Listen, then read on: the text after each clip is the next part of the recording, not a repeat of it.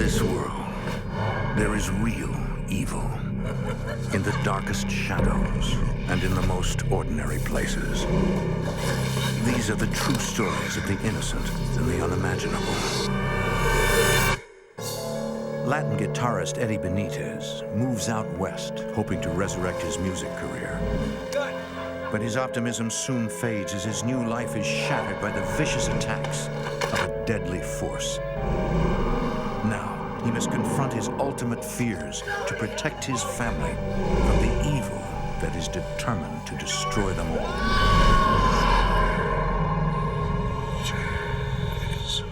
Between the world we see and the things we fear, there are doors.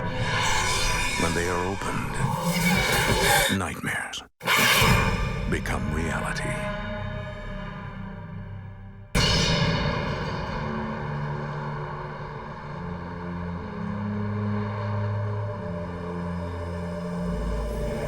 There are those who walk this earth that possess the ability to see the dead amongst the living. For many, this special gift gives hope of life after death. But the spirit world can be deadly, creating a living nightmare for those who can never escape.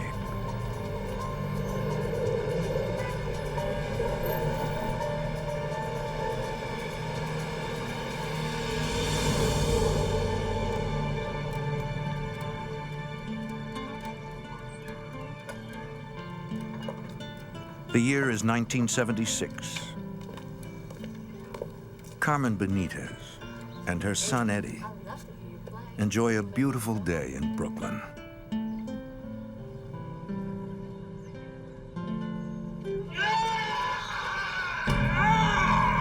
The ranting of a madman suddenly shatters the afternoon calm.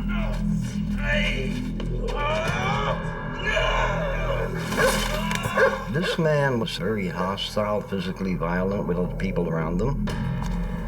Go in the house. Go in the house. I knew that there was something wrong with him beyond the human norm. Carmen is known throughout the neighborhood as a spiritual healer. Everybody would go to my mother for some type of help. But Eddie is shocked. He never fully realized the strength of his mother's gift. To see a woman have control over this man was an amazement in itself. Señor Carmen, por favor. I think our friend's been possessed by a demon. You gotta help us out. He ain't got nowhere to go.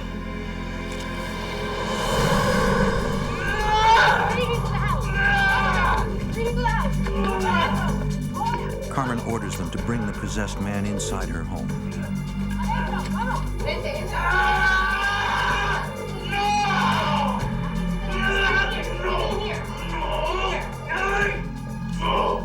Using holy water, Carmen prepares to perform an exorcism.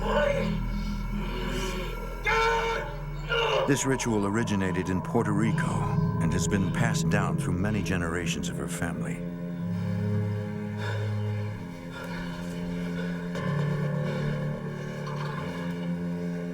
Padre nuestro que estás en los cielos, santificado sea tu nombre. As she repeats the Lord's Prayer, Carmen places the man's hands over a goblet of water, which weakens the evil spirit and prevents its escape from the man's body. Quickly, in your place, a glass of water now. Nos perdona nuestras ofensas, como así nosotros perdonamos a quien nos ofende. To complete the exorcism, she holds a glass of water and plate over the man's head. Then she taps the glass 3 times and expels the demonic spirit from the man's body, trapping it between the plate and glass of water. You could see that there was an immediate change, not only in the way he looked physically, but in everything else in the room. You could feel it. Gracias, señor. After viewing what my mother did, that led me to ask a lot of questions about my mother, the power she possessed, and who gave her that power.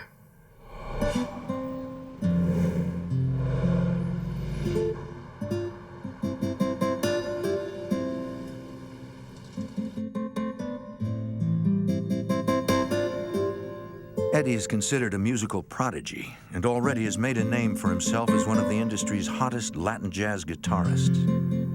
When I was 14, I was signed to a record deal by one of the largest Latin labels in the world. My first album, Nightlife, was out and became gold. Fantastic, Eddie. That was great. It's a wrap.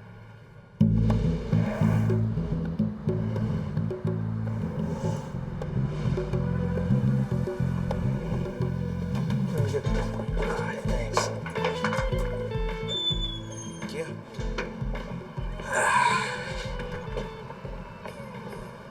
So what'd you think so far? How about one? The album? Look, it sounds great. You're doing fantastic. Don't worry about that.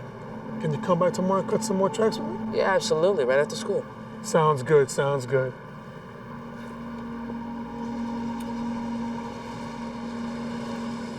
All right. You ready to go? Right. Yeah. Okay, let's go. Straight home, okay? No stops anywhere else, all right? Got it.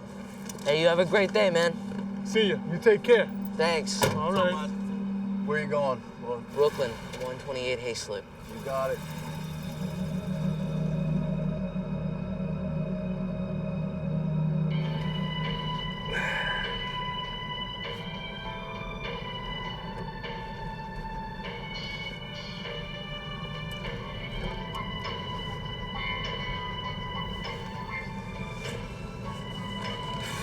Hey, Brooklyn's that way.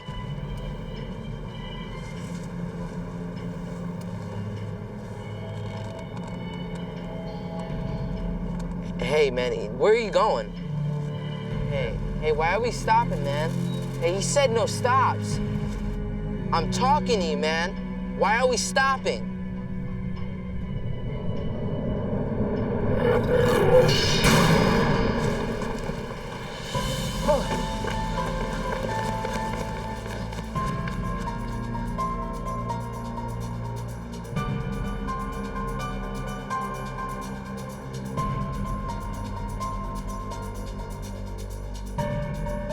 Estoy preocupada por ti, mi amor. Perdóname, madre. I got into a... Eddie tries to explain what just happened. You could see the transformation in this man. He took on this appearance of evil. It's okay, Eddie. Oh, Eddie. Carmen believes that he was confronted by a demon for the first time. Siéntate, okay? I need to talk to you. She tells Eddie that he has the ability to interact with the spirit world, You have a special gift a gift that runs in their family. into the spirit. For the rest of his life, Eddie will have encounters with the supernatural, but that there is no reason to be afraid. The spirit world is just part of life. The dead cannot harm you. Although he is uncertain of his newfound gift, Eddie finds comfort in his mother's words. The moment had a big impact on me because it started what I call my search for the truth. Seeking more about religion and understanding the spirit world.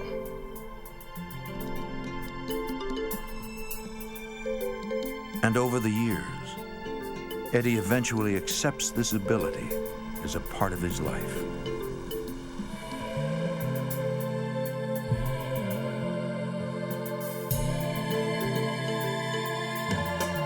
In the 1970s, Eddie tours the world, playing with some of the biggest names in music.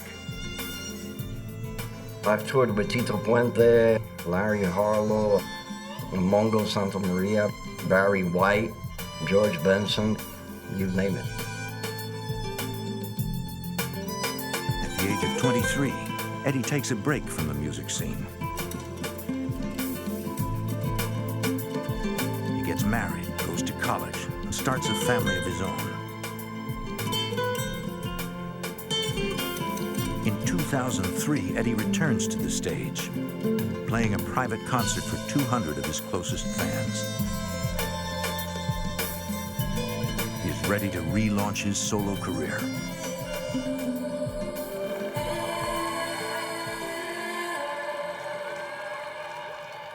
Before I was more commercial and now my music has matured a lot.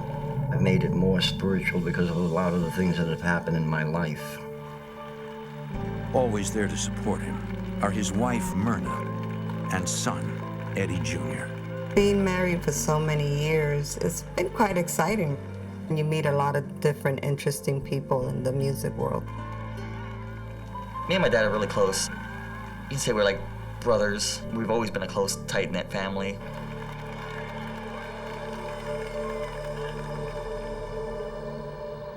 In 2004, Eddie's beloved mother passes away. Nearly a year later, he and his family decide to leave New York and start a new life elsewhere. We figured Arizona would be a nice spot because it's close to California, close to Vegas, where I could still be able to do my thing in the music industry. I'm really going to miss this place.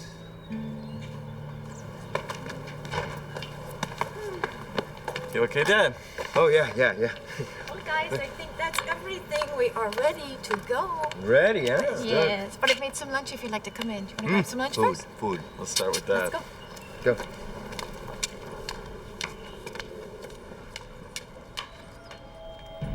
Eddie is suddenly reminded of his unique gift.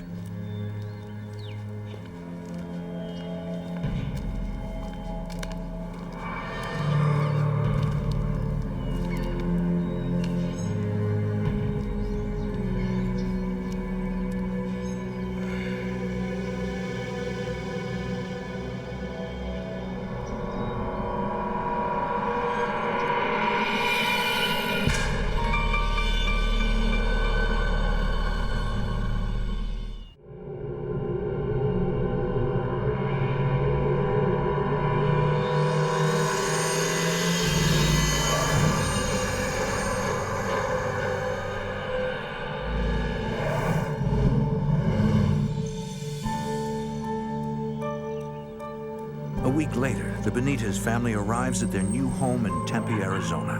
How you doing? This is Baby. Oh, mwah.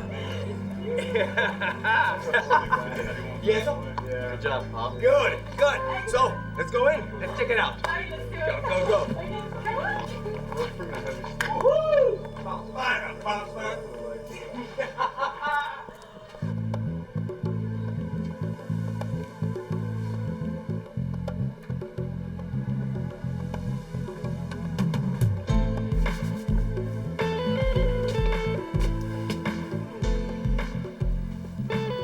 Although they are miles away from New York, they welcome this new phase in their lives. We just loved the house. We were like, this is a fabulous place to be at. We were happy, we were content.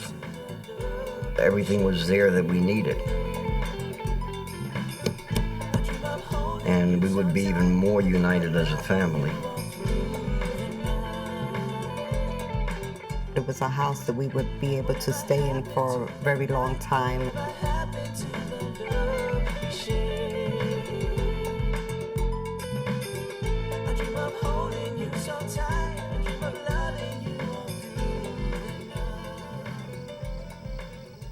Weeks after they move in, Eddie begins working on his new album. He prefers to record late at night when the house is quiet and there are fewer distractions.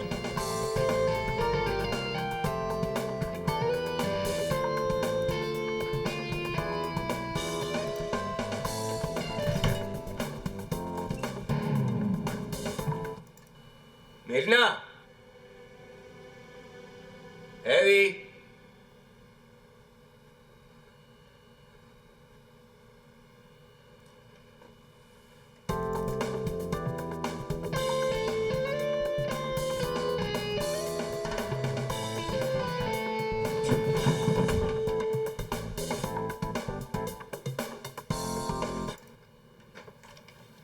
Being from New York, you start to speculate maybe you're an intruder.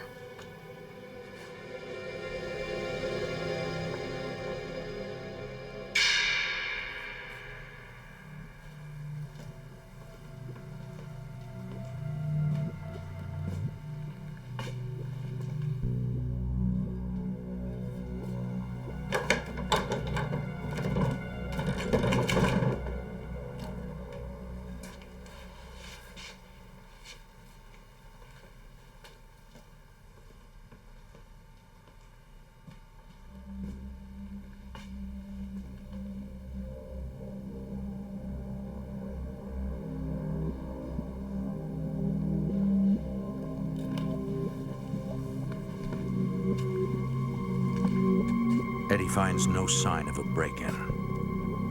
There was nobody around.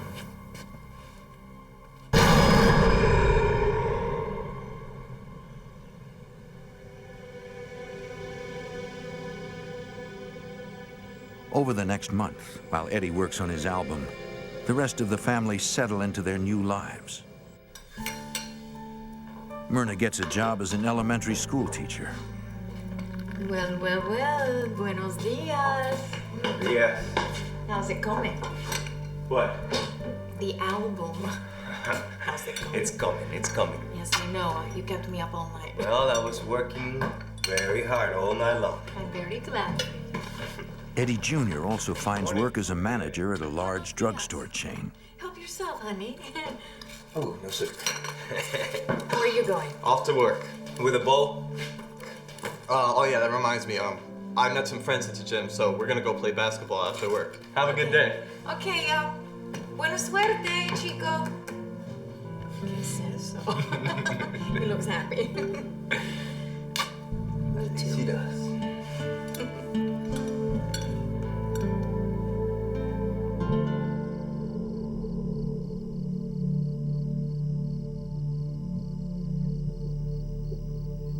That night.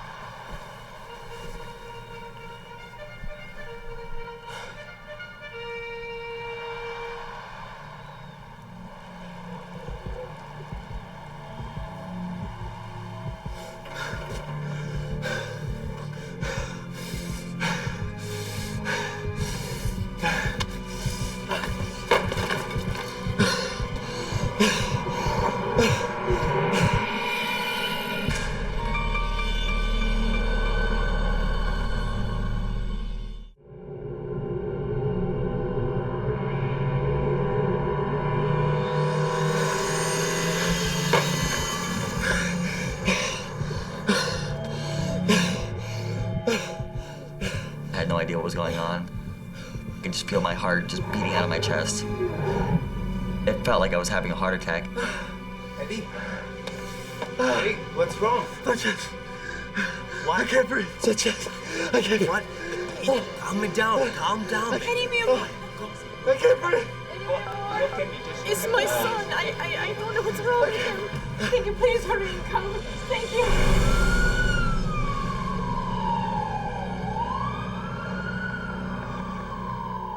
Doctors run a series of tests on Eddie Jr.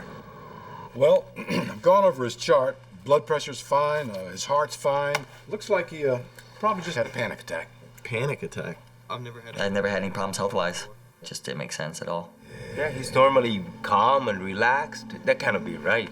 Well, you know, it could be anything. It could be the stress of the move, could be a new job, anything to set off a panic attack. Look, I'm gonna write your prescription for a mild sedative.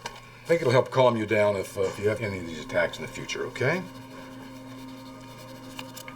The doctor told me that there doesn't seem to be anything medically wrong with him. Oh, by the way, when you experience one of these anxiety attacks, I'd like to think about writing it down in a journal. Try to think of what's on your mind, what's going on. Just keep a record of what happened. Gracias. Give us a call if you have any problems. Panic attack.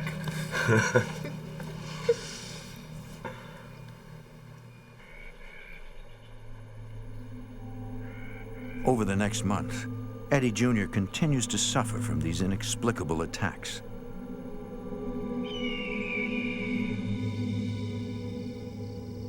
His doctors are baffled, unable to remedy his mysterious condition.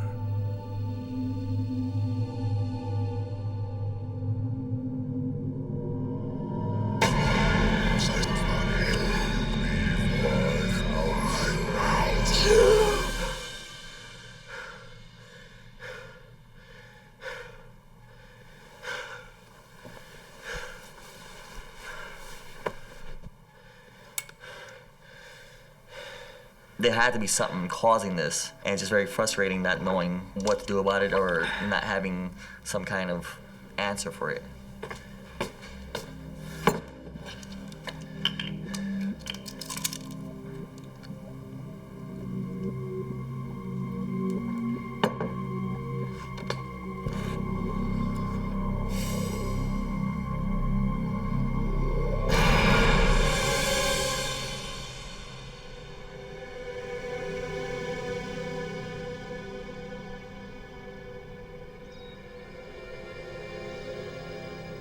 Eddie Jr.'s health continues to rapidly deteriorate. It just physically beat me down. I wasn't able to work. I wasn't able to leave the house.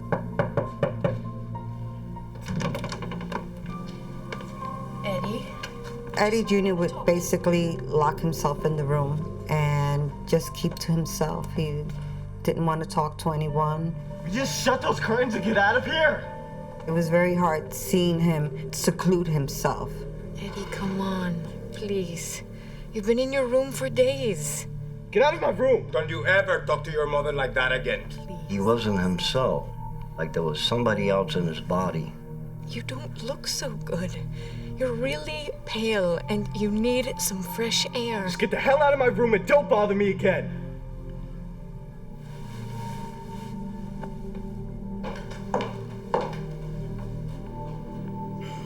Eddie and Myrna watch helplessly as their son turns into a complete stranger. You cannot go on this way, Eddie. We were very frightened because we didn't know if he was going to get better. I did not know how to help him.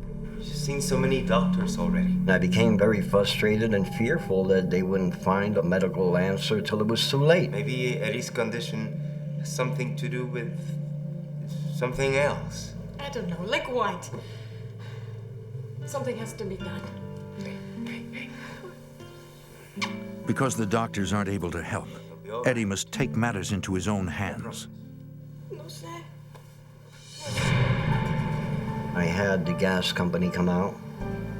I had electricians come out. I had a guy come out and check for lead poisoning. But no one can find anything wrong with the house. I was very frustrated because I wanted for somebody to tell me, this is the problem.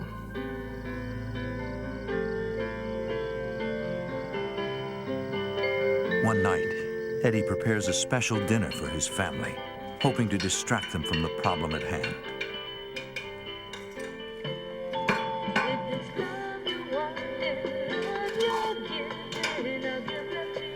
Under the doctor's advice, I started keeping a journal and just writing down the thoughts that was going through my head or whatever I was feeling or whatever happened to me that day. Eddie Jr. hopes that it will help end these attacks.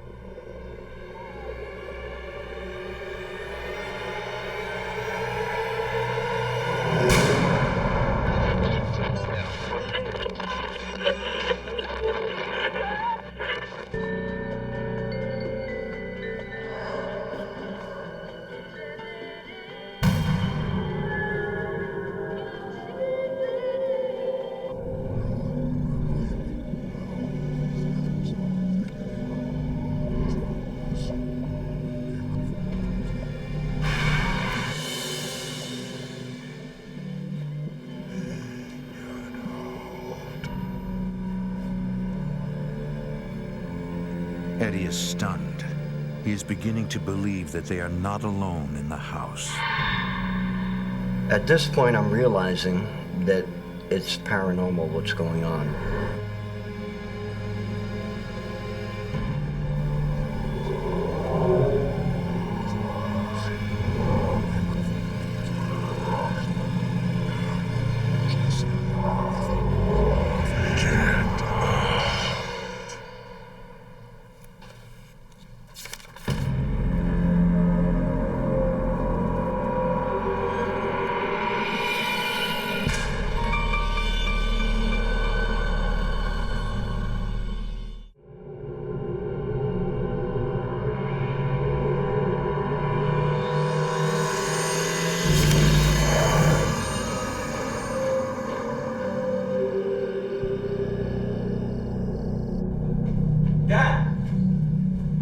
I don't know what happened. I was writing in my journal and I must have blacked out or something. The next thing I know, Rick. I didn't know what to think or what to make of it. I just was baffled. It was all over the pages. It's not even my handwriting. What's running through my mind is that there's an entity or spirit who's around who is being harmful. Eddie suspects that it could be the cause of his son's mysterious condition.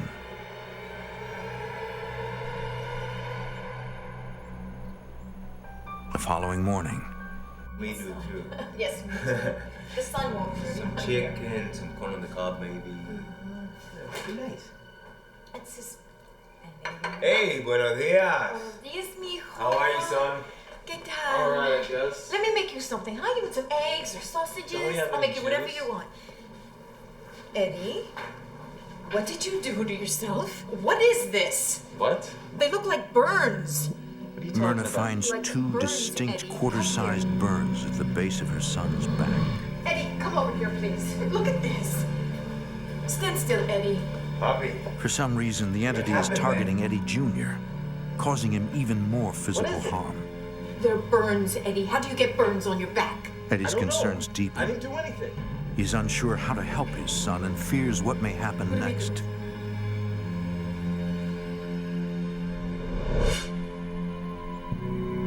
He now wonders if anybody else who has lived in the home has been affected by this presence. Eddie invites his neighbor over and hopes that he can tell him anything about the previous owners. Good. Good. Hey, I see you getting some work done to the house. We've been having some issues with the house, minor stuff. Oh, man, sorry to hear about that. Anything I can do to help?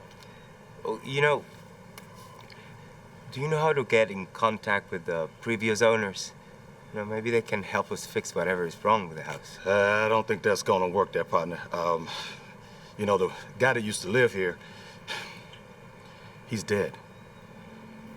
The rumor is that he killed himself. The hairs on my arms and my back just started standing up, and I knew that there was something more to this. Oh, listen, I gotta take this call. Listen, you're in luck. The guy that used to live here, his daughter, she lives right down here on the corner. And if you talk to her, yeah, she can probably help you out, okay? Well, thanks. Hey, our pleasure. Take care. The only lead we had was her father had died there. He had to be the cause of this.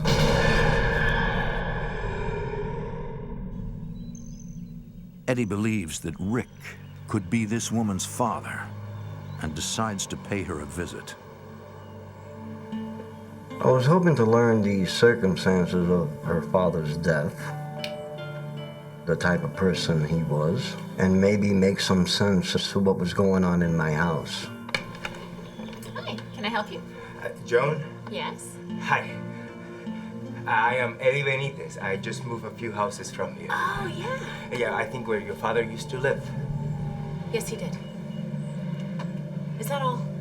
Listen, I don't want to intrude, but I need to speak to you. It's about your father, Rick. Listen, please.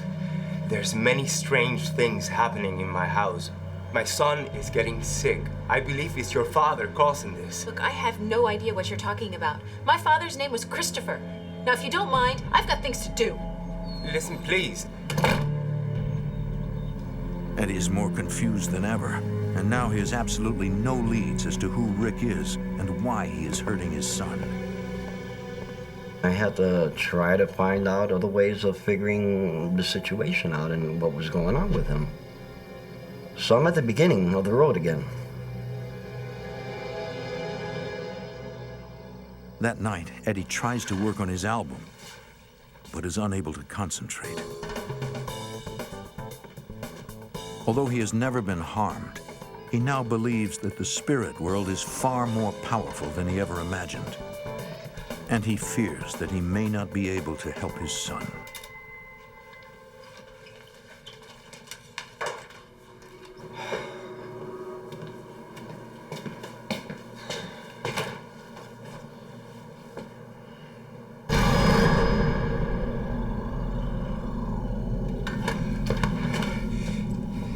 Listen, take whatever you want.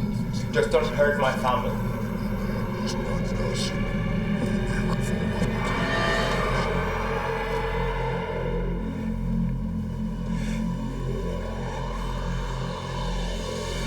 Eddie realizes that the man is not an intruder, but the ghost that is haunting their house.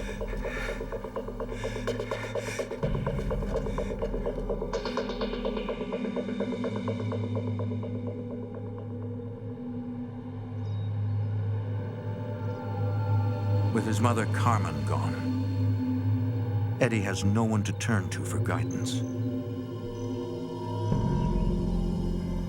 So now I become at a point where I'm more desperate. And this is where I say to myself, okay, I need outside help. He begins scouring the internet. One organization that caught my eye was the Arizona Desert Ghost Hunters. He immediately sends them an email, hoping that they can remove the entity from his home.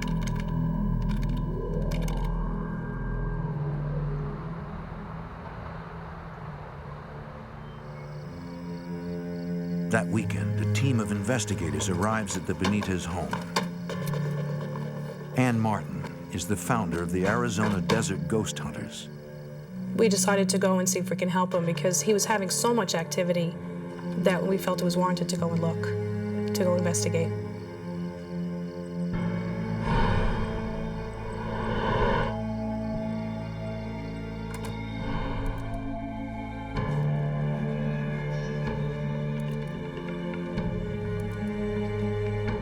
Who are you? We ask questions to see if we can get a response back. We also use a digital camera just to see if we can catch any apparitions. Also a part of the team is Debbie Bennett, an intuitive who reads tarot cards, which give insight into the past, present, and future. The images on the cards trigger psychic visions, providing her with a deeper knowledge of what's going on in the house. It opens up psychic responses to where all cards have different meanings, but whatever the question is, it's going to apply and give you the answer for that specific question. When I got the hangman, I felt the impression of the entity taking his own life.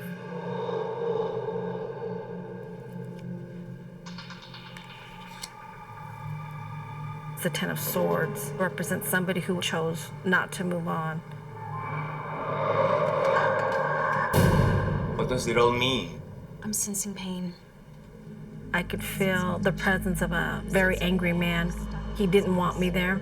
I could feel the energy of the entity getting angrier. Who is it? What's his name? I only see the letter R.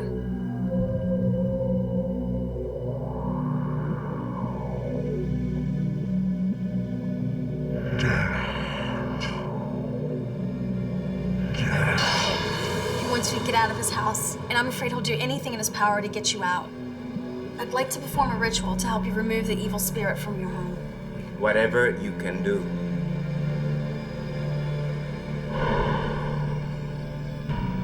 That night, Debbie performs a smudging on the house, a Native American ritual where sage is burned to cleanse the house of negative energy.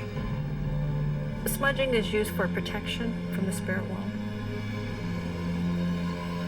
Immediately after the ritual, Debbie no longer senses the ominous presence, believing that the spirit has gone to the other side.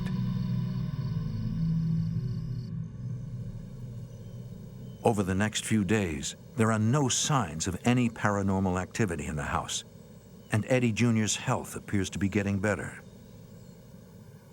The question was, would this return or not? Because you usually don't get rid of these things that easy. Then, one night,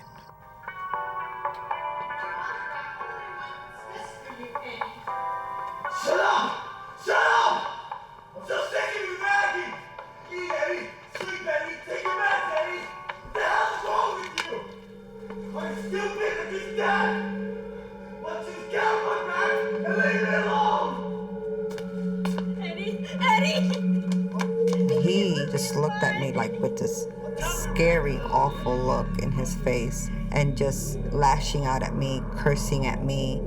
I was in shock. Tell her to stay off my back! Eddie! Get off me! Don't you touch me!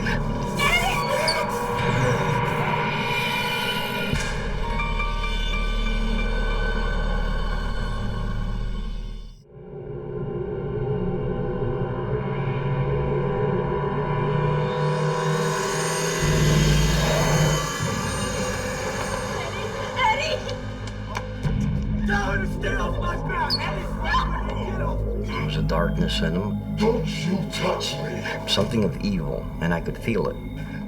Get me the holy water! Now! There! Open it up! It's right! En el nombre del Padre, del Hijo, y del Espíritu Santo! As I threw holy water on him, he's screaming, I'm burning, I'm burning. Here, bring that chair. Grab my mother's goblet. My mother's goblet. Yes! I was going to perform the ritual that I had seen my mother perform many years ago.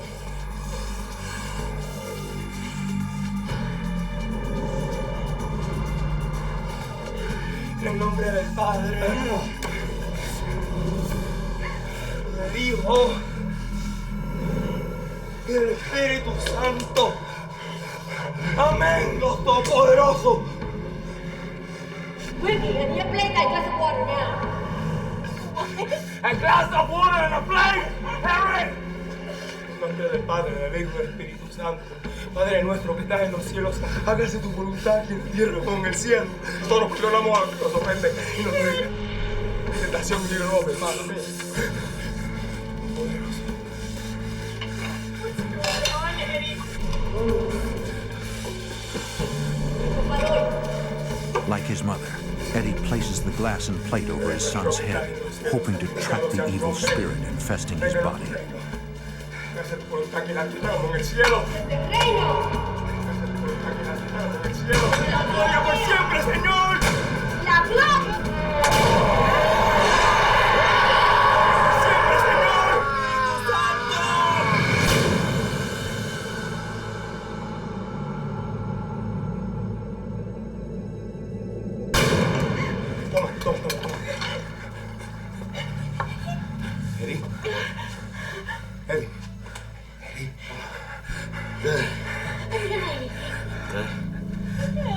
What happened?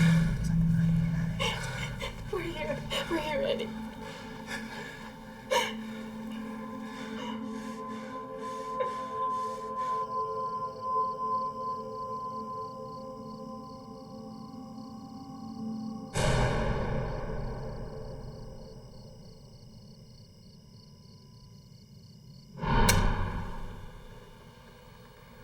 Eddie has faith that his mother's ritual has worked.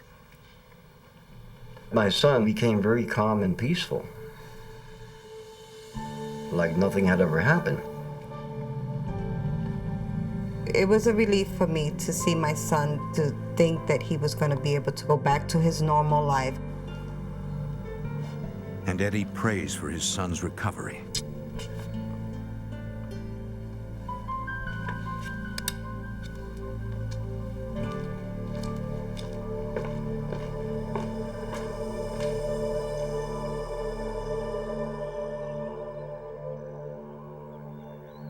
Soon after, life returns to normal for the Benitez family.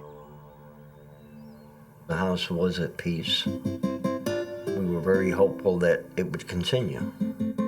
Hey! Congratulations, old man. Eddie's family celebrates the completion of his new album. Open it. Uh-oh. Let's get this thing open. Uh-oh.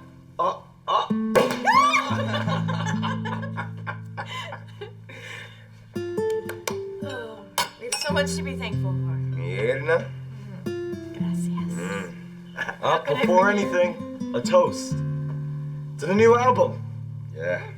And to Eddie Benitez, the greatest guitar player in the world. I'll drink to that. Cheers.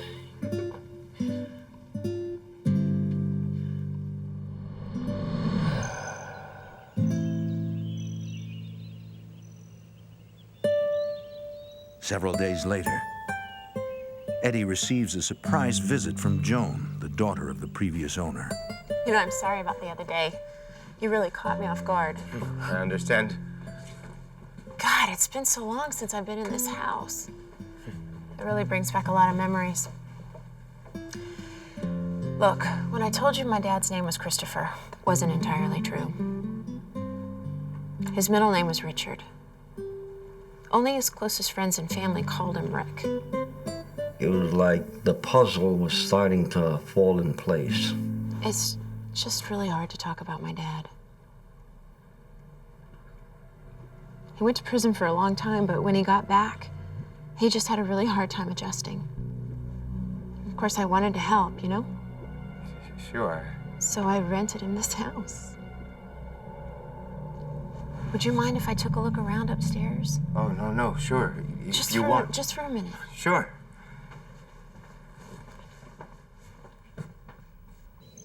Joan asks to see her father's old room.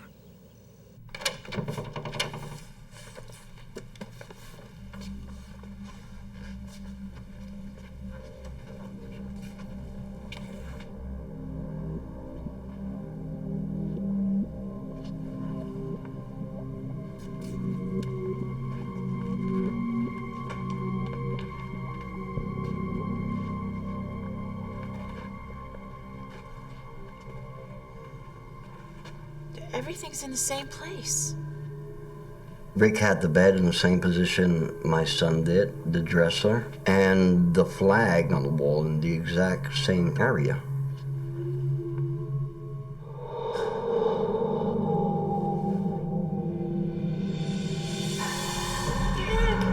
Dad, wake up! Wake up, please. Wake up.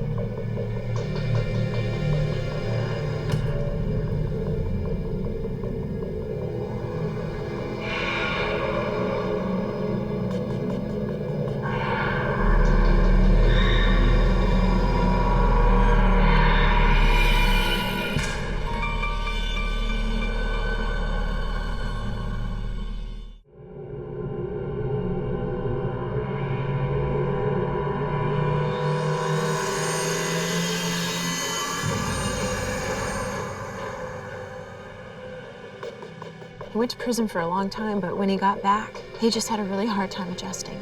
Dad, wake up!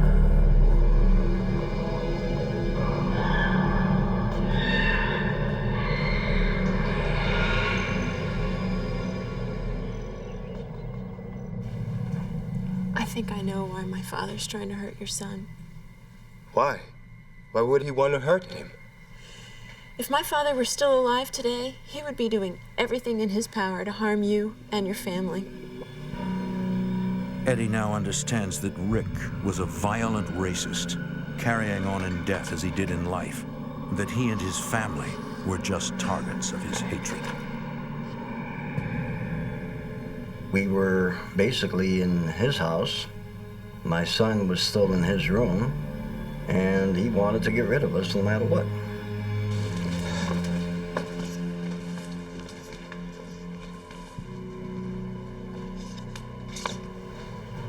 So you really think my father's spirit is in this house? I believe he was.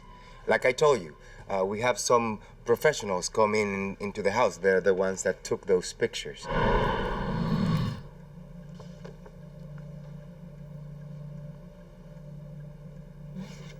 Oh my God. In one of the photos, Joan makes an alarming discovery. That's my father's face.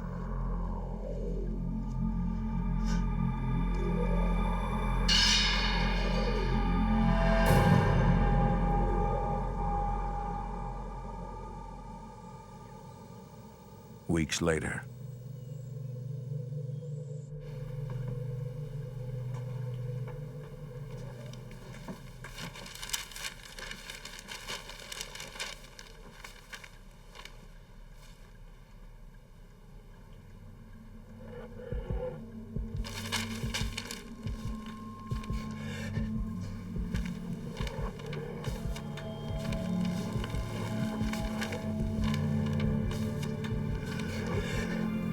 I started feeling weird. My breathing became distressed. My body was trembling. And I don't know, I just felt like I was dying.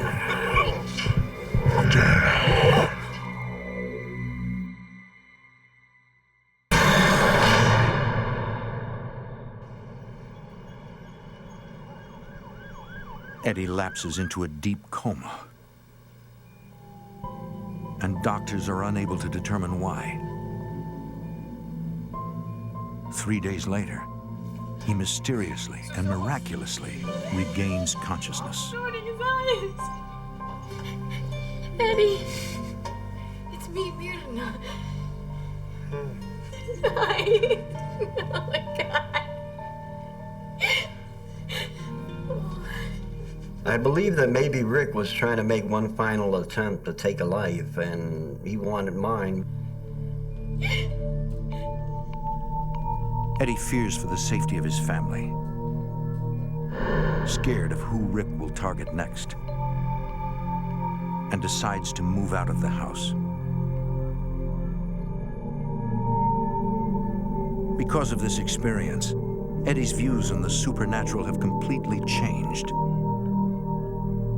Although he cherishes his unique gift, he now believes that the spirit world can be dangerous.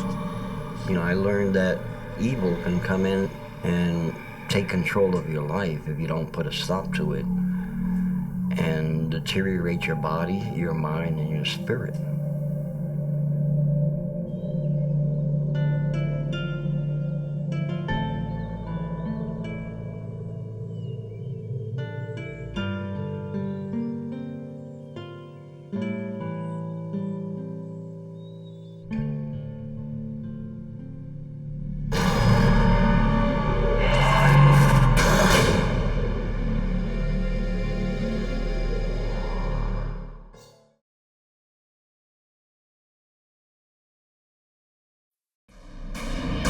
In this world, there is real evil. In the darkest shadows and in the most ordinary places. These are the true stories of the innocent and the unimaginable. When Morgan Knudsen moves into an apartment with a friend from work, she feels life is just beginning. But the spirit of a lost child threatens the peace of their new home. Now, Morgan must risk everything to save those she loves from an entity dead set on destruction.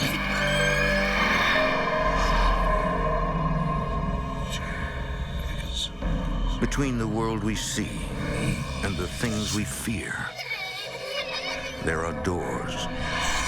When they are opened, nightmares become reality.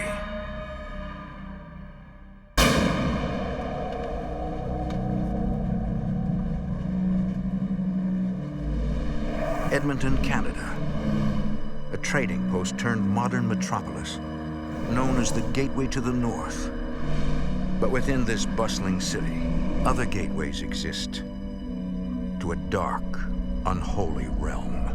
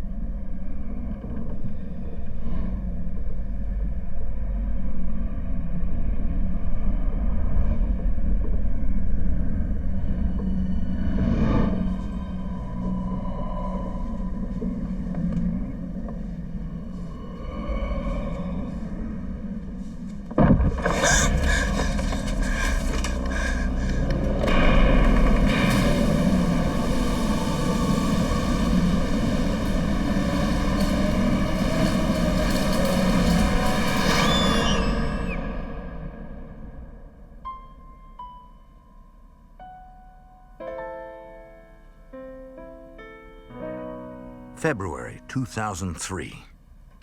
Morgan Knudsen, now 20 years old, is a musician and aspiring composer. And until recently, she had no home of her own. I was going from place to place and house to house. It was terrible, not having that place to say, this is my home. 6 months earlier, her parents divorced and left the province. But Morgan decided to stay and find an apartment. I had nowhere to go. My extended family was not close. I was relying so much on my friends. Recently, Morgan found a job at a computer tech support center. But she still can't afford a place on her own.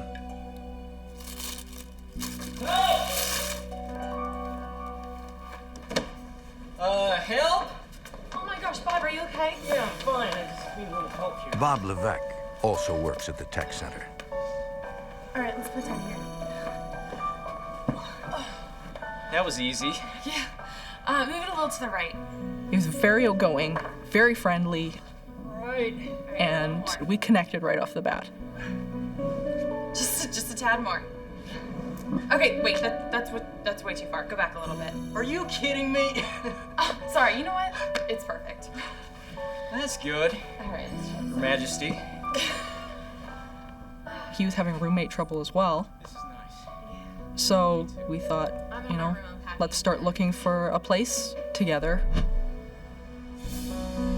They get lucky, finding the perfect apartment atop a 4-story walk-up. And we both wear our hearts on our sleeves. So everything that we loved went out onto shelves, which made the place very special. Bob was in a really tough place.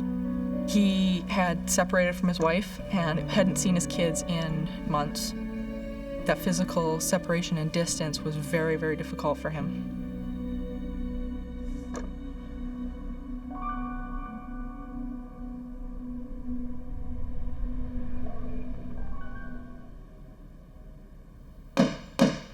Bob! Huh? What are all these? Sorry, I've been feeling a little funny about this, but they're Wicca candles. Wicca? Like witches and warlocks? That's the popular misconception. Wicca is a religion like any other. Only we honor the earth and nature. Most people look at it like it's a Dungeons and Dragons witchcraft. Don't worry, Bob. I'm agnostic. I don't care what you pray to. Good. You see, each candle has a special purpose and meaning. This one represents love.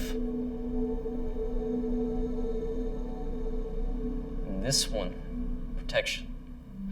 Cool. What was nice having something that represented an emotion and a feeling that I hadn't had for months. Now, come here. Welcome home, roommate. Bob was really the ideal roommate. I couldn't ask for an easier person to stay with. A few days later.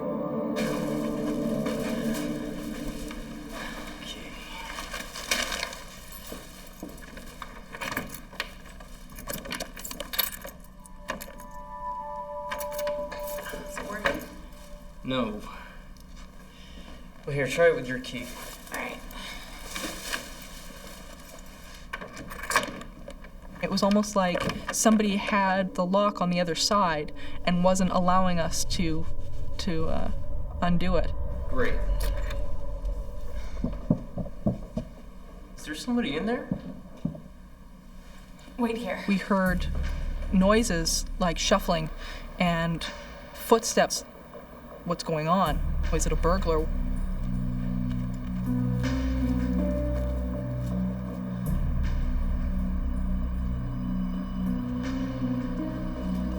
Everything all right? Oh, yeah. Sure. Mm-hmm. Okay. Have a good night.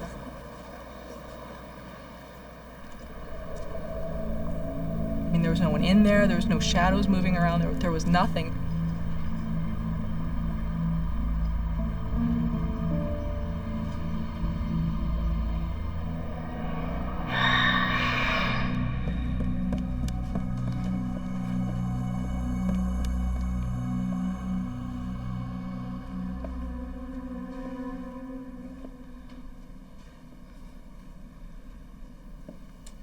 Bob?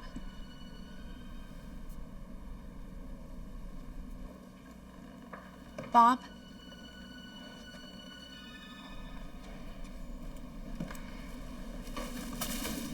Hey, got the key to work. Must have been some trick to it or something. What? You just startled me, that's all. Oh. I guess the noise we were hearing was coming from the apartment next door. But the apartment next to us is empty. Oh, well, these old buildings tend to sigh and creak. It's probably nothing. Yeah. Yeah, I guess.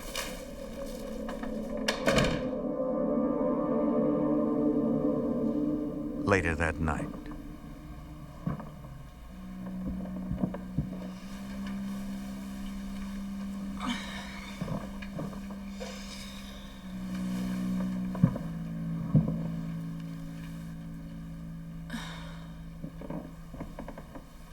Go to bed, Bob.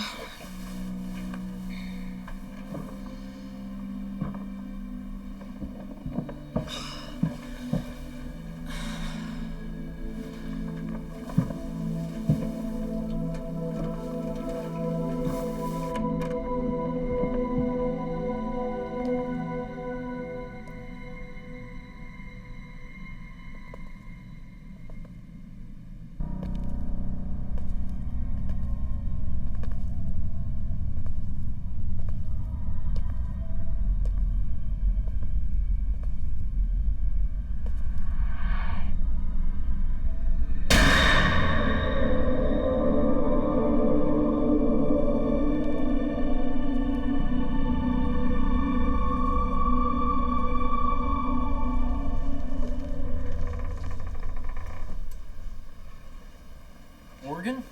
Sorry, I thought I heard something. I told you, these old buildings tend to creak. And sigh, right. I guess that's it. Uh-huh. All right, good night. Good night.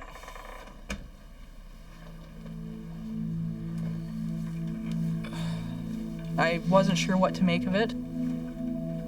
It was very, very unnerving.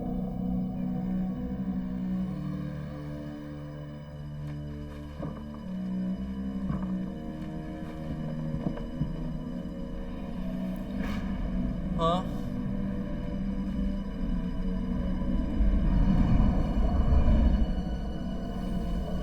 Morgan?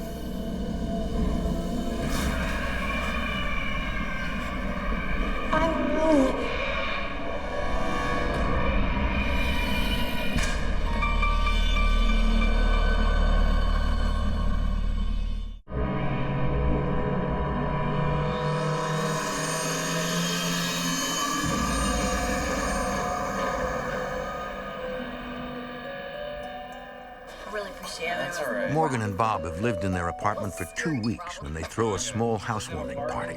Yes. Okay. Well, I guess chivalry's dead after all.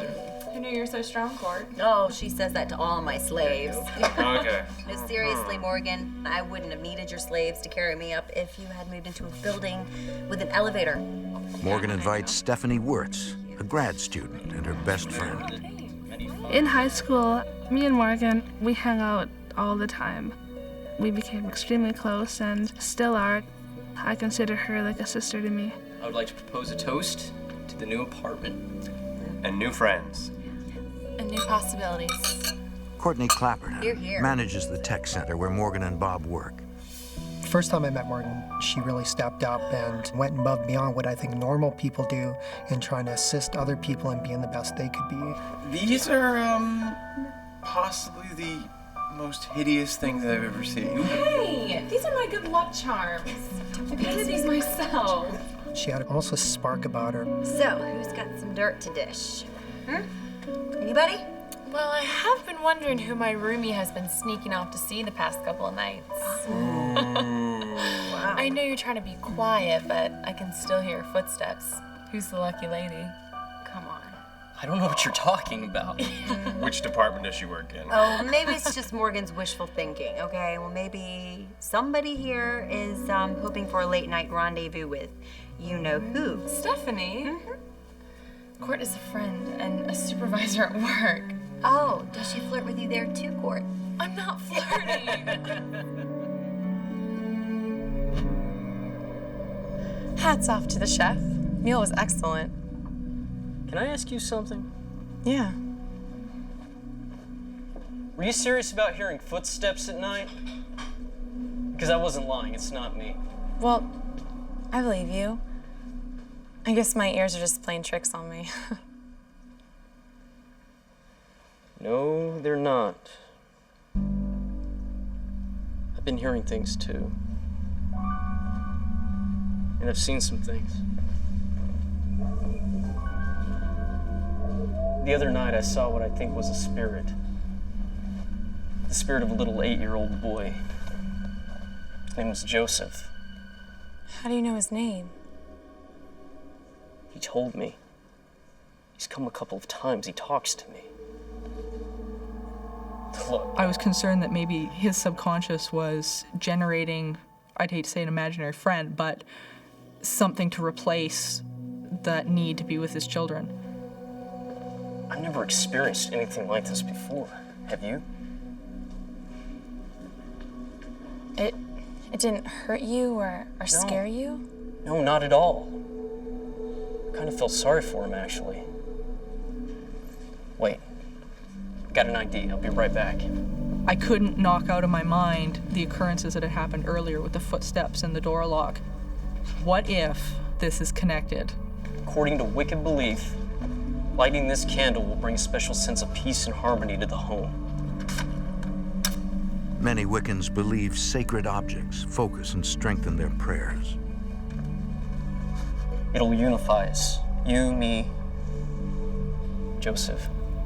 What if this boy is a spirit?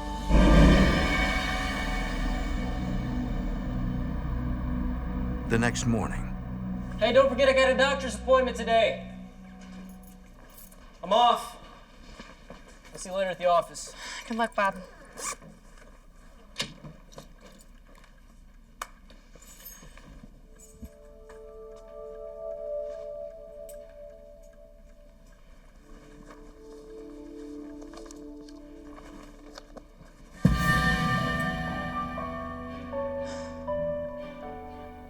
Those keys had not been on the hook.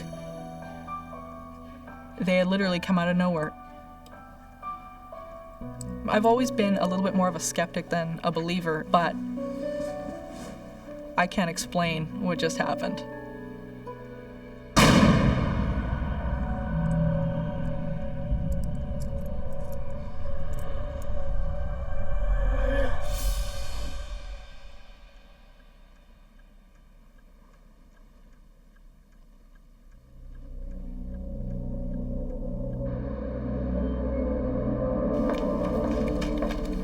Is there anything else? All right, have a good day, sir.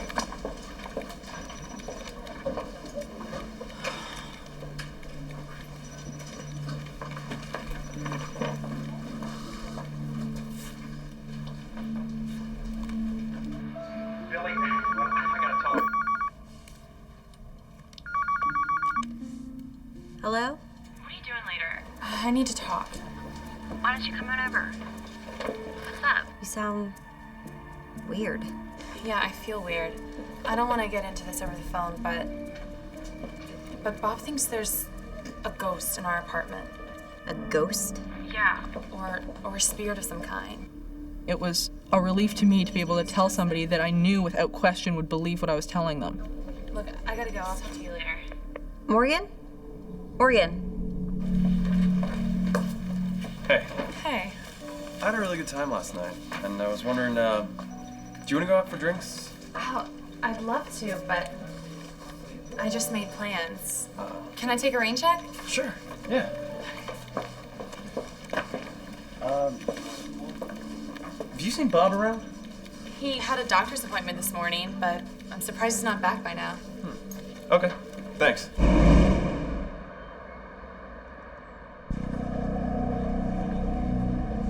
I've been thinking. I must have imagined it. I mean, the keys must have been there the whole time. What did Bob say? He didn't come in today. He had a doctor's appointment and wound up being out all day. Look, maybe it's not as crazy as it seems. I was watching this TV show today where this lady was talking about the supernatural. Okay, well, here, I taped it, okay? Sit down. Lorraine Warren has investigated the supernatural for 30 years. The spirit is attracted to our aura, the supernatural glow that surrounds our physical body, because that depicts the person that we really are. Do you think this Lorraine Warren has a website? Maybe, yeah. I should check.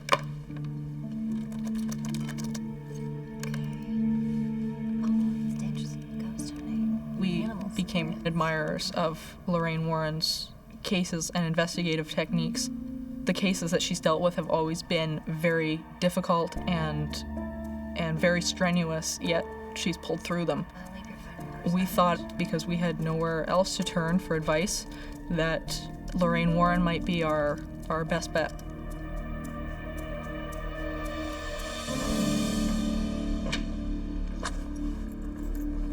Lights.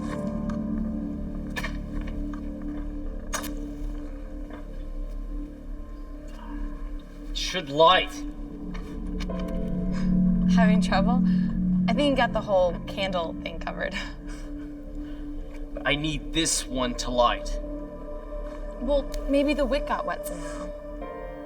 This wick would not even accept the flame. I was diagnosed with cancer today.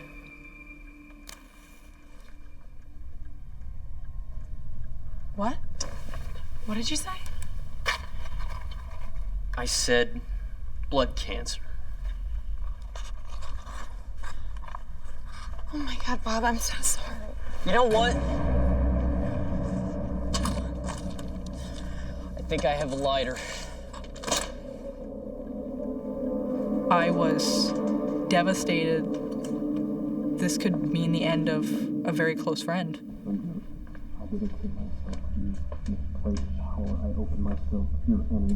Bob? Bob,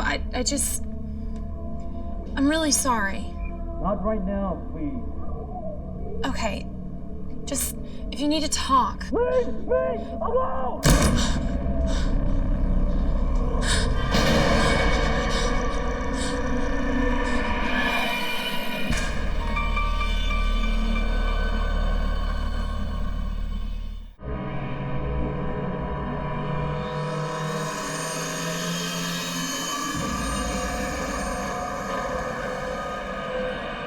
So I don't know what to think. I mean, first Bob thinks he sees a little boy, and now I'm hearing things, seeing things. What are you thinking? I am thinking that this is the most fascinating first date of all time. But seriously, do you believe in this stuff? Yeah, Why? I have my reasons. Ooh, a mystery girl. I like it. Come on, let's go. I will prove to you that there is a scientific explanation for all of this. And I will even get that candle of yours to light. Okay. I am actually certified Oh my God. as a master candle lighter. 1, 2. See? Yeah. There's a special touch. Thanks, Mr. Pyromaniac, but the green candle's the one that won't light. Observe. We light the lighter. Huh.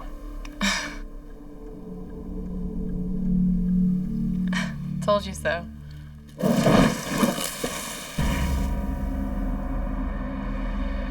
What just happened? Sparks were coming off this candle like a sparkler, and this was just a normal wick wax candle.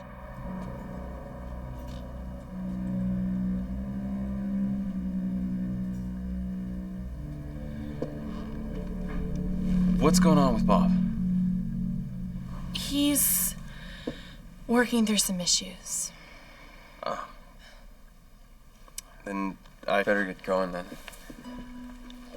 And, good night, mystery girl.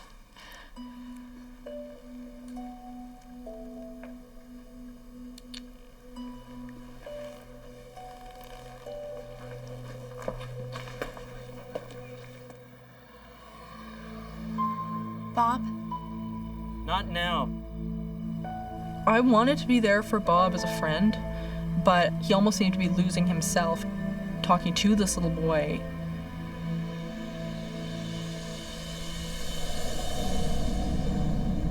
Bob, What? What was that? you're not alone anymore. You're not alone. You always know what to say.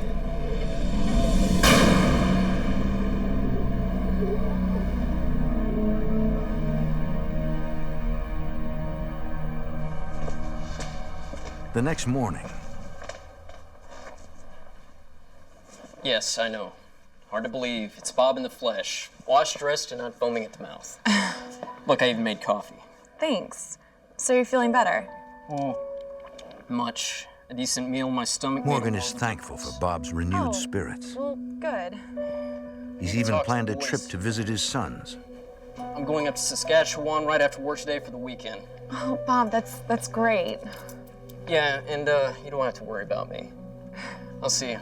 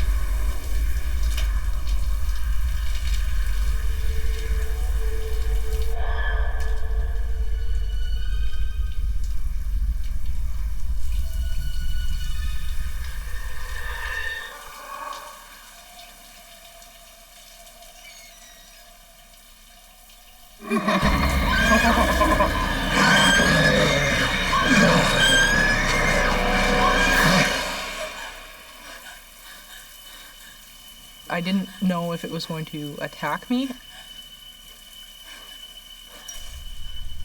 All I know is that it wanted me very scared. Something more than a child was in the house.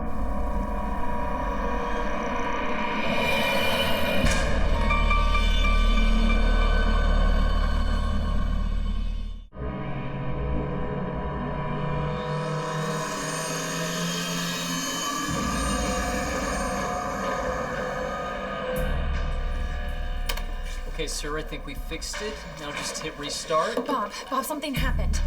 I was in the shower and these hands are pushing in on No, me. sir, don't hit any other keys just yet. Can you please hold?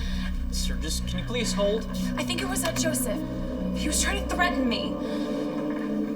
You can't possibly think it was Joseph.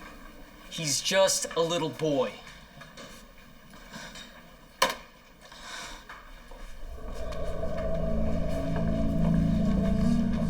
I just heard everything you said. You need to calm down. I don't want to. I don't want to calm down. All I'm saying is that could have been explained by an updraft of cold air. If you have hot water entering and it's a cold bathroom, the hot air rises and pulls in the shower curtain. So you're telling me you'd rather believe in this paranormal mumbo jumbo? Why? Because it's happened before, okay?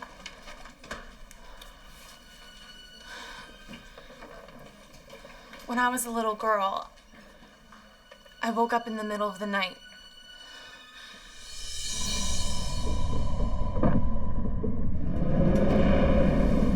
I saw this white, opaque, transparent form. It scared me beyond anything that I have ever experienced since. Morgan, those were nightmares. Just forget it. Little I have calls girls to make. have nightmares all the time. Just forget it. Here's this guy that's supposed to be my friend, and he A, doesn't believe me, and B, is just being, you know, completely unsupportive. Morgan seeks the help of the one person she knows will understand. So what's up? I'm scared. I have an idea. Stephanie, she was fascinated by what was happening, but at the same time she was worried. This was a place that I had called my home, and she really knew what that meant to me. Did some research, and I really feel like we can prove that Joseph really exists, once and for all. How are we gonna do this? We don't have any high-tech equipment. Sure we do.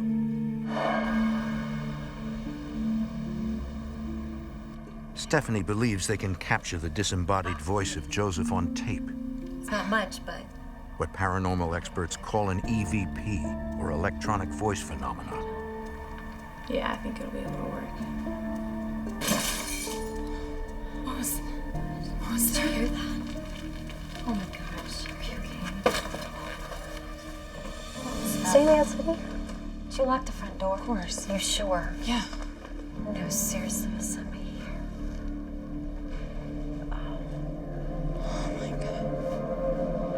I can't believe it. I definitely felt like the spirit was directing its anger towards me.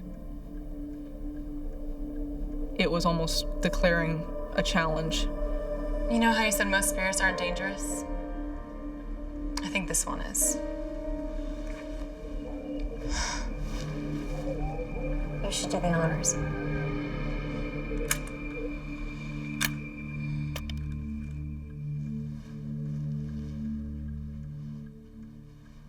Who are you?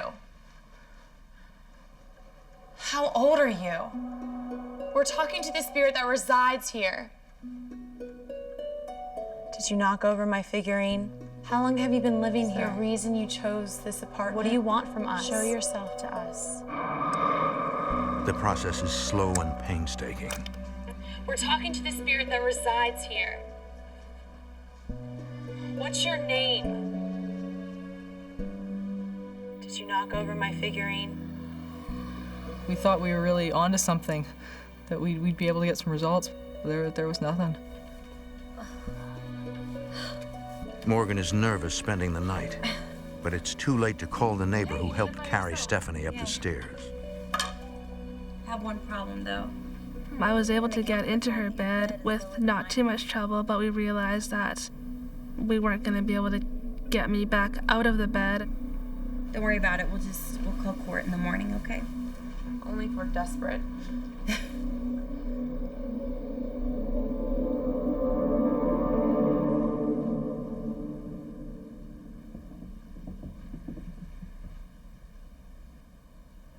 Is that Bob? Maybe he came home early. I don't think so.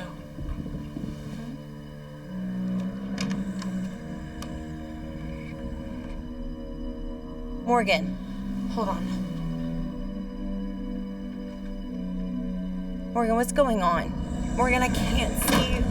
Morgan! Morgan! Okay, call court. Steph and I were basically stuck. I didn't want to leave her sitting there because I knew it could lock the doors, and I knew it would probably take that opportunity to get the two of us apart. Nobody's answering.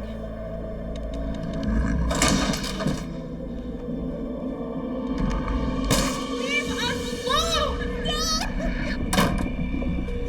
Morgan, I can't see anything! From 1:35 to 6 o'clock the next morning, we listened to this thing open and slam the door. At dawn, Morgan reaches court, and together they take Stephanie home. I just think that it would be safer if you went away for a few days. I mean, do your parents live around here? Is there some place you can go so this all can cool down? So now you're a believer? I believe in you. This was my home. I just was not willing to give that up, whether we had to deal with a spirit or not. Everything seemed to be going against her. Now she actually had a chance to discover who she was.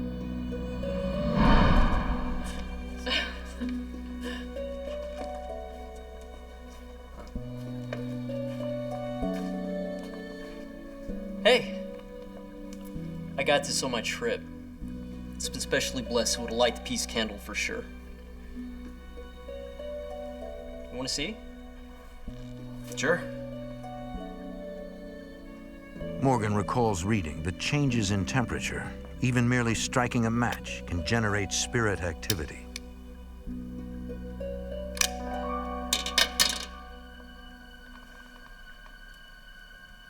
Here we go.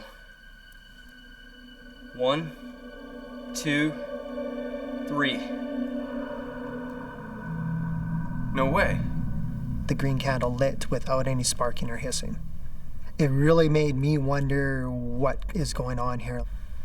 Bob, something happened last night. At work, his personality was completely different. At the apartment, Bob was quite eerie and odd. It was unsettling. Did you see if we got anything? I guess. Okay, here we go. 1, 2, 3. No way. It lit. And that scream was confirmation. time We to were call the dealing with something that was not a child. We really needed answers at this point. Hello, Miss Warren. This is Morgan Knudsen from Canada. Morgan contacts Lorraine Warren, the renowned paranormal investigator she'd seen on TV. Things are getting pretty worse. My roommate, Bob, he's been acting... Morgan's description of the activity and Bob's obsession with Joseph send up a red flag to Warren. She knew immediately that it was not a human spirit. This was a front that this entity has put up in order to get itself into the house. Warren warns Morgan that she's not the entity's prime target. It's Bob. She's dealing with an individual who is under demonic possession. That person is not there. Something has taken over. Okay. Bob has fallen victim due to his emotional and physical distress. Okay, well... The weakest, most vulnerable individual is the one who is going to come under possession. Warren tells Morgan that her only hope lies in spiritually fortifying herself and convincing Bob to renounce Joseph.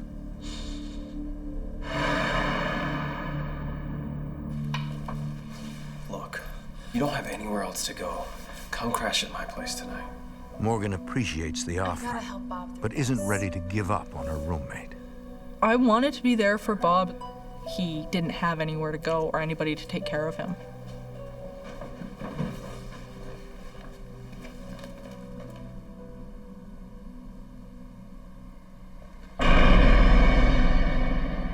He's gone, huh? Good.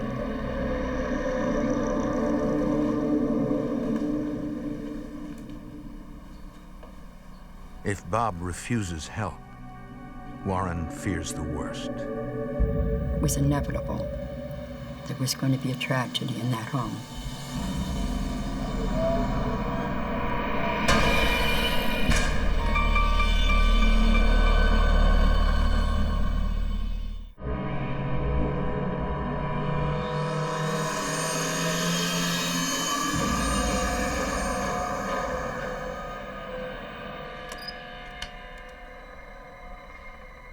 Morgan's only hope for Bob is to follow Lorraine Warren's advice.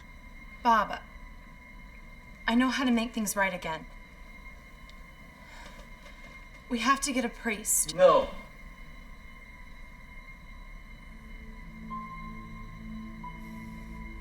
You have to know that you're not the same as you used to be. Yeah, well, a cancer diagnosis will do that to you. That's not it. bet your boys noticed it. Don't you say anything about this! There's something dark, evil, and scary going on, and you know it! All right, if I do it, will you shut up?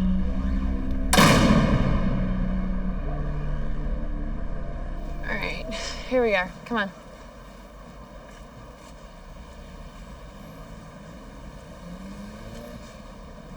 Come on. I'm not going in there. Bob, just come inside. I'm not doing this. Bob. Distraught but determined, Morgan meets with a Catholic priest. To repel evil, he suggests displaying symbols of God throughout the house and reciting the prayer of Saint Benedict, patron saint of the poisoned. The priest regrets not helping more, but for that, he would need to meet with Bob. What are you? Some kind of Jesus freak now?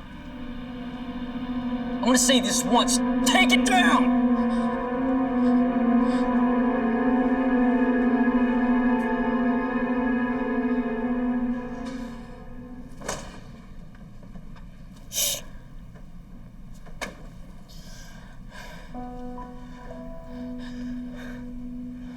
This isn't me. I have all this anger in me and I don't know where it's coming from. Well, maybe if you just ignore this Joseph just for one night, then maybe... There you go again, talking about things you know nothing about! What is it gonna take to get through to you?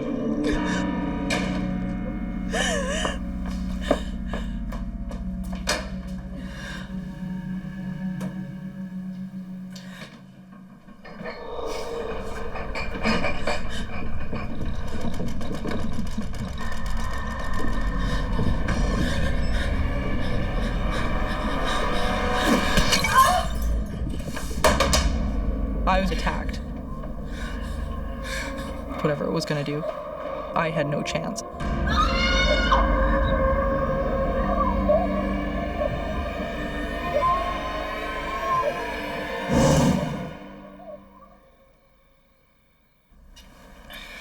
I was greatly concerned for Bob, but I had to start looking at myself and the idea that I needed to get out.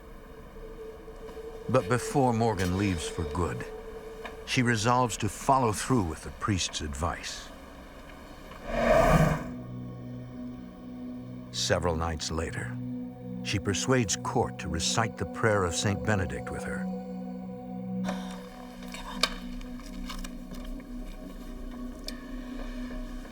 O glorious Saint Benedict, sublime model of all virtues, behold me, humbly kneeling.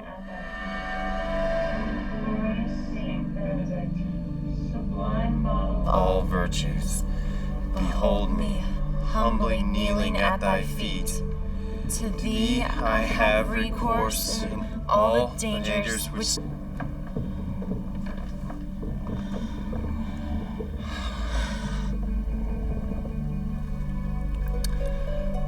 Did you hear that? Shield me against my enemies. Inspire me to imitate thee in all things. To live and die as a faithful child of God.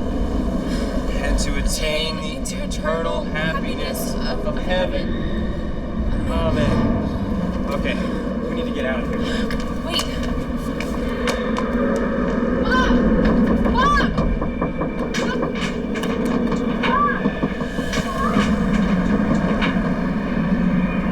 Joseph. I've missed you, Joseph.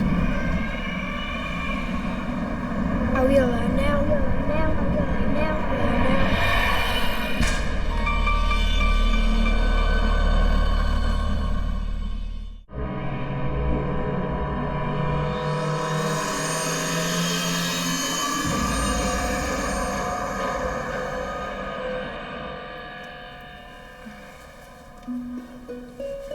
Hey. Feeling any better? For the next 2 weeks, Morgan stays with Court. Oh, we at least agreed on one thing. I move in here.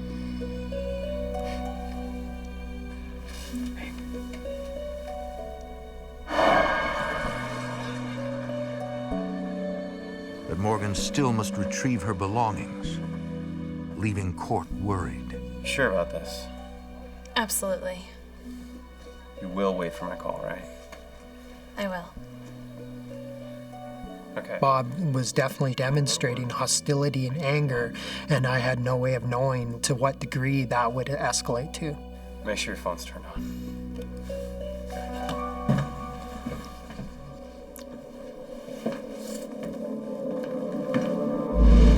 Hey, welcome back, buddy. I got a call from Courtney. He said I've been gone about 2 weeks.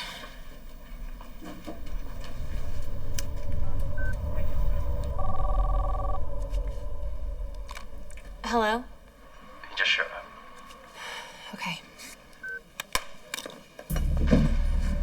How's the chemo going? It's almost finished. Say, where's Morgan? Home, I think. She took the day off. Said something about personal business.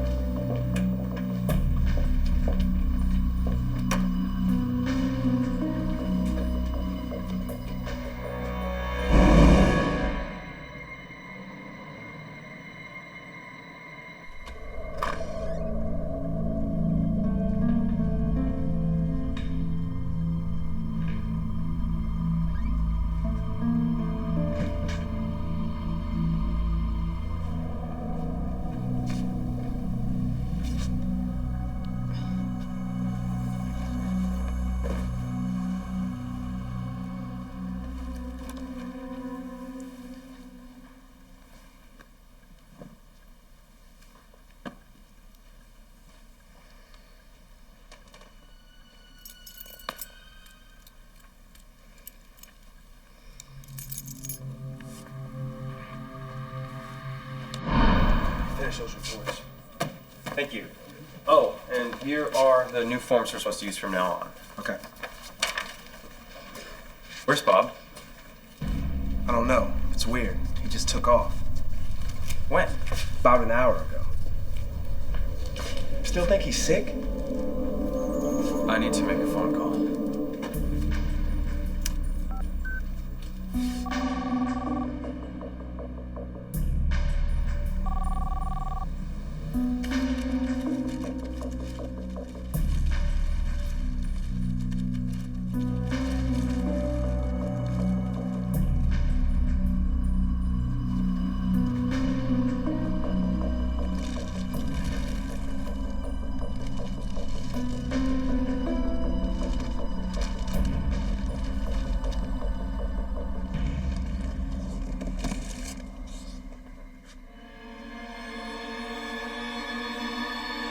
Going somewhere? Bob, I wanted to tell you. You come in here, sneaking around. No, I still care about you. I want to help you, but I can't anymore. If you would just let go of Joseph, he's not who you think he is. He's not some little boy who needs you. Of course he doesn't need me. I need him! Just go. Get out of here! Take your stupid dolls with you. Joseph never liked them, but you already know that.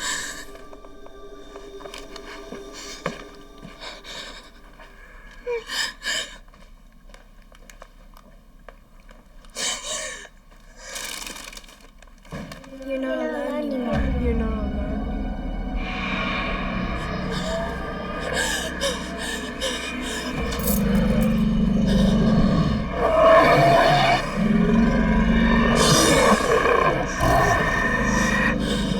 Was completely inhuman.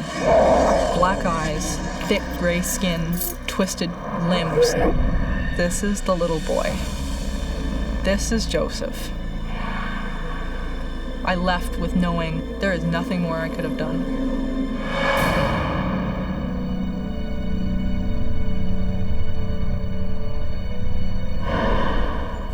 Bob stops showing up at work. Soon after, he moves out of the apartment, leaving no forwarding address. It's here, look at no. It has been 4 years, and Morgan and Court's relationship continues to grow. Morgan and Stephanie remain friends. They are also colleagues, having formed Entity Seeker, an agency that helps those endangered by the paranormal. Take a look at the house. There are people that need help that don't feel that there are resources anywhere to get some answers. This incident has really helped me relate to them. And I know that they're feeling when they're faced with something like this.